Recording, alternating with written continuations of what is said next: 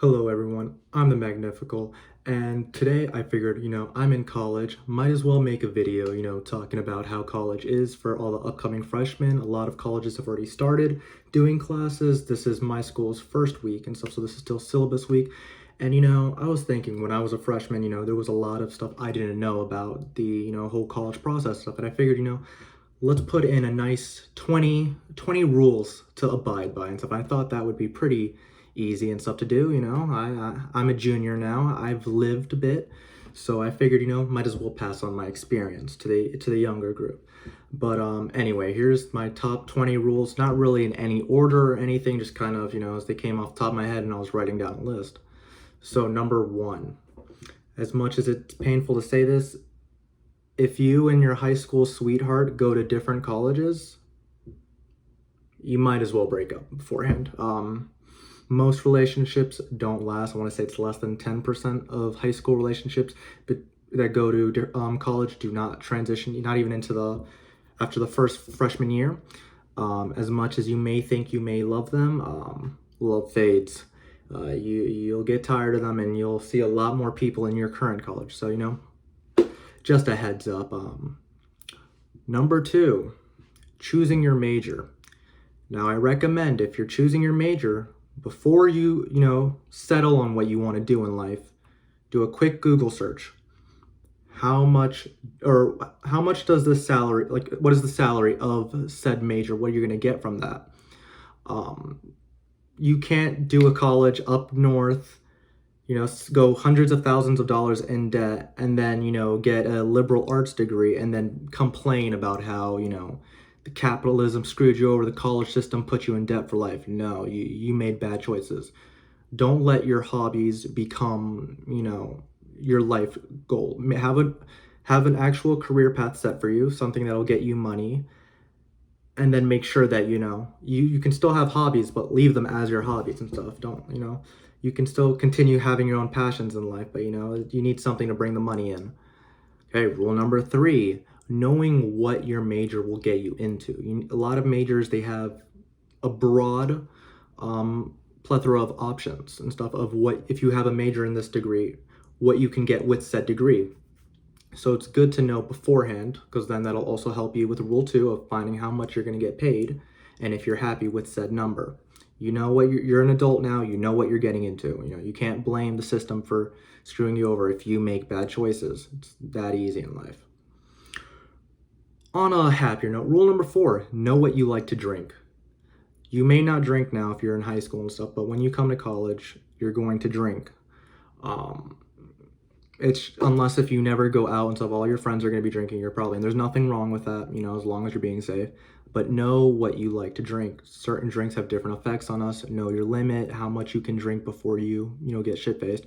And for your first couple times, make sure you are surrounded by friends. Okay, it's that simple. You don't want anything bad happening. Rule number five, going out. Going out can be a lot of fun, but at the same time, it can be dangerous regardless of your gender. The smartest thing you can do is go out with a couple of friends and stuff, have a group so you're not alone, because that you don't want to be alone, especially if you're a woman and stuff. Someone just, check up on you, make sure you don't do anything crazy, make sure nothing happens to you. Rule number two, pregame and stuff, okay? Or 5.2, let's say, pregame. It's better that you get all your alcohol beforehand and stuff, just because, first, clubs are expensive if you drink a lot. It's a lot cheaper just to, get a bottle, drink with some friends, and pregame beforehand, and then, you get there, maybe you get a drink or two at the club, assuming, you get banned over 21. Also, when you are drinking, make sure you check your drinks. Pour your own drinks if possible. If not, watch who pours it and keep an eye on your drinks. I cannot stress that enough. There are some horrible people out there that will do things to your drinks if you leave them unattended sometimes, Not saying that it'll happen, but it's always a possibility. So it's better to be safe than sorry. Before you select your classes, make sure you take a hard look at your academic map. Once you've, selected your major, most colleges offer that, so that way you know what classes you need to take. Depending on your major and how tight picking it is, like if you're a STEM major, a lot of times you have to do things in a certain order if you want to graduate on time. So you don't want to be here longer and go into more debt than you have to. So make sure that you look at your class map beforehand and pick the right classes and stuff. And also, don't always trust your advisors. Sometimes they're useless. Sometimes they're good. Sometimes they're bad. I've had some bad ones. I've had some good ones. So make sure you know what you're selecting before you're selecting. And a little fun anecdote. Most of you probably know this. I'm the eldest of my siblings, so no one else really kind of helped me with college. So I had to figure stuff as I went. You're gonna see a course number, and it's gonna be 1,000, 2,000, 3,000, 4,000. That just determines what level it is. 1,000 is freshman, 2,000 is sophomore, 3,000 is junior, and 4,000 is senior and stuff. And some classes are easier than others. Me, though, being the idiot I was, I mistook that for the room number. So freshman fall, I was taking a 3,000 level course, a junior class. So that was a fun time. Still got an A in it, but it was definitely a stressful experience. So, make sure you know that. Make sure you know what classes you have to take so you aren't falling behind and stuff. It's very easy to, mess up and then you're behind the semesters and stuff. Rule number 7, class clowns. You may have been a class clown in high school and stuff, and that's fine. I was a bit of a class clown myself, but that stuff doesn't really work in college. A lot of times it's people who are exhausted. They go to college, or they go to class, they just want to focus on the class and get out as soon as possible. Everyone in my experience is always silent in class, so let's not be a nuisance and bother everyone. Usually, if you're just constantly interrupting, making jokes and stuff, people will find you very annoying. Do not do that. It's time to grow up a bit. What may fly in high school does not really fly that much in college. Don't get me wrong, there are still class clown stuff that can be funny at times, but you need to know when and when not to make jokes. Rule number 8, making friends. A lot of friend groups are formed in the first couple weeks of school per semester and stuff, because you're meeting a bunch of new people. And then, a lot of people when they go, unless if you know a bunch of people from your high school, they don't know a lot of people in the college. So it is critical that you try to be a social butterfly in this time, because once people are in their own friend groups, they kind of stop trying to make new friends. So it's best that you try to get into a friend group before, because it can be very lonely if you don't have friends and makes college a lot less fun. Don't get stuck with a friend group that, or don't get stuck with a friend group that you don't really like and stuff. Go find it and be social. If you're living on a dorm, try to meet other people in your dorm. Try to talk to some people in class and stuff, especially during syllabus week when it's not too important stuff and everyone is still fresh and stuff. That's your best bet.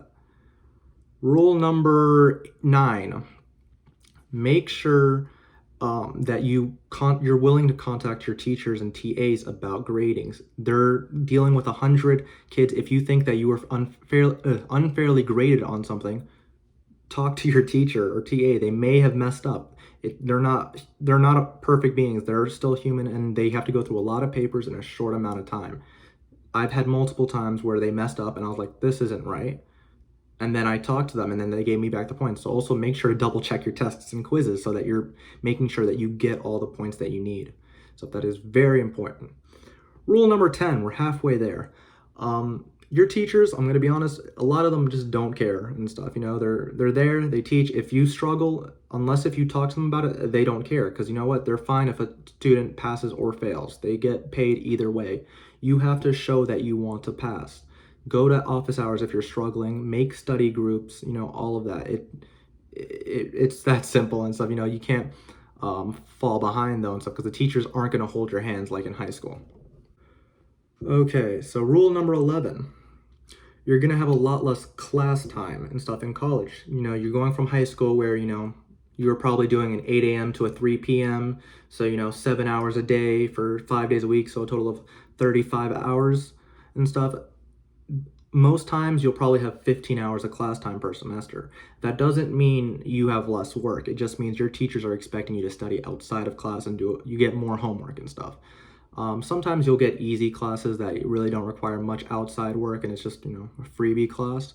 But for the most part, you should try to, as the advisors recommend, try to set aside 2 hours for every credit and stuff. So, you get a bunch more. You really don't need that much time and stuff, but it's like about a week or so. You should, if you're getting 15 hours, maybe spend 20 to 25 hours on studying, schoolwork, and all that related stuff. I think that's a fair thing to ask for. Okay, rule number 12, freshman year. Freshman year is your first year, and it's the easiest year by far. make sure that try to get a perfect 4.0 those first couple semesters, because once you start getting into your major, the classes will get harder, your GPA will drop. Your GPA will not be as high as it was in high school, because there's no honors or AP classes that boost your GPA. It's all unweighted, and it's harder. And a lot of professors are a little unforgiving when it comes to grading your exams and stuff like that. So you have to be on the ball. You can't be slacking freshman year, because for me, freshman year was a lifesaver and stuff. My GPA would be a lot lower had I not gotten those A's and stuff freshman year. That kind of been holding my GPA afloat. I'm still about like 3.45 right now for computer engineering, so I still got a little wiggle room before I lose my scholarships.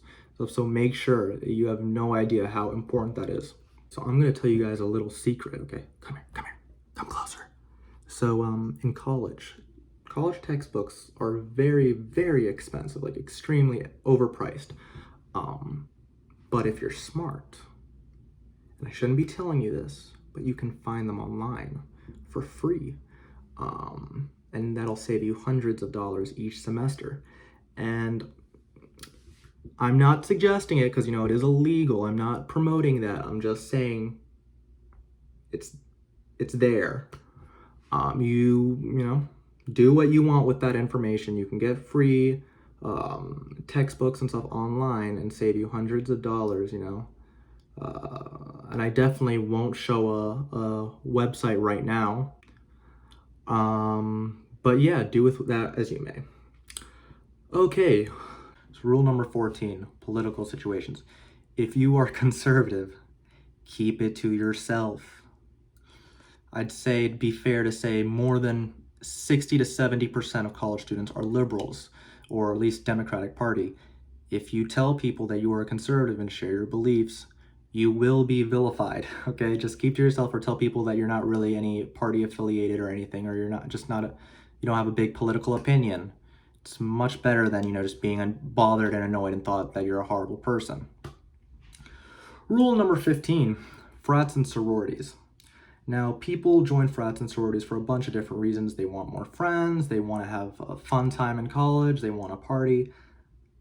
You don't need a frat or sorority to do any of those three things. As long as you're social, you'll be able to make friends. If you have friends, you'll be able to party and stuff and, drink, and it'll make college a lot more fun. Sororities and frats are basically these cults on campus that take thousands of dollars from you every semester. So unless if you're extremely rich, or for some reason are really dedicated to becoming a frat bro or a sorority girl, I don't recommend doing it. It is not worth the money. Okay, so just steer clear from that. You'll save a lot more money that you can do on a lot more fun things.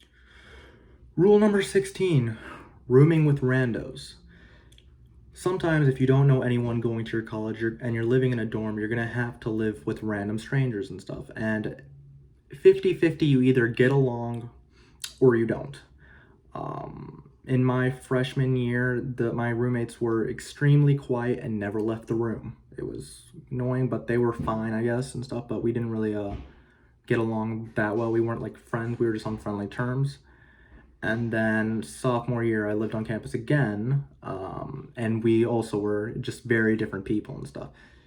It's very hit or miss, and by the end of the year, you probably won't like your random roommates and stuff, because you've just spent a year living with them, and they've probably gotten tired and stuff. It's unfortunate, but it is what it is. Rule number 17, rooming with your friends. After a year, you're probably not going to be friends anymore. I've seen people that were friends in high school. They came together, decided to live together, and they were not friends afterwards, because you're constantly surrounded by this person. You don't get any privacy a lot of time unless you pay extra. Depends on your college, though. My college, you get a dorm, you have to share with your roommate.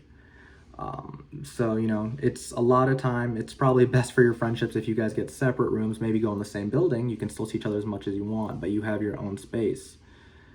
Same with rooming with if you're dating someone, don't do that. Like when you're living off campus, don't live with a person that you know. Speaking of living off campus, rule number 18, living off campus. I definitely recommend living off campus after your first year of college if you have a car. It's more affordable. oftentimes you will be overcharged for living in a dorm. It's very expensive. You get a box to live in, and you have to share said box. In my experience, we didn't even get a fan. We couldn't control the air conditioning, and we live in Florida, so it was some hot nights.